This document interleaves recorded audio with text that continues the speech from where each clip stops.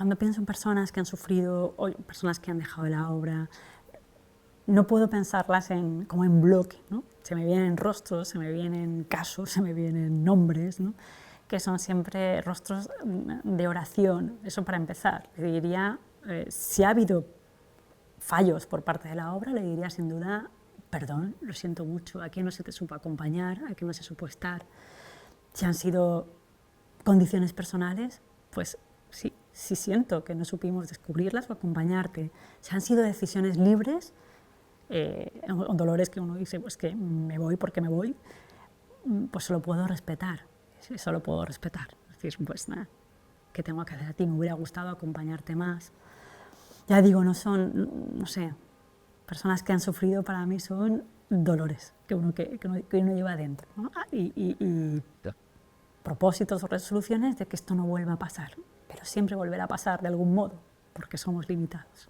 Entonces, para los que ya han sufrido y quizás se fueron, perdón, y esta siempre es vuestra casa, una casa que sigue siendo imperfecta, pero vuestra casa es.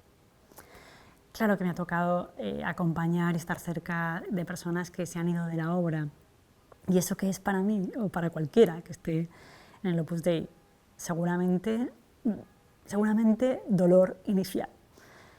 Son personas que luego me encuentro en la vida, a lo mejor de nuevo, aquí, que hayan vuelto a pedir la misión y están otra vez aquí y volvemos a ser parte del mismo proyecto, y eso es una gran alegría, y eso me acaba de pasar la semana pasada. O son personas que conmigo emprendieron el camino de la obra y luego se fueron y ahora están muy cerca. No volvieron a la obra, pero están muy cerca. Para mí siguen siendo pues, una puerta abierta a aquellas que fueron hermanas mías, compañeras de camino, y que ahora pues, siguen muy cerca mía o de Dios.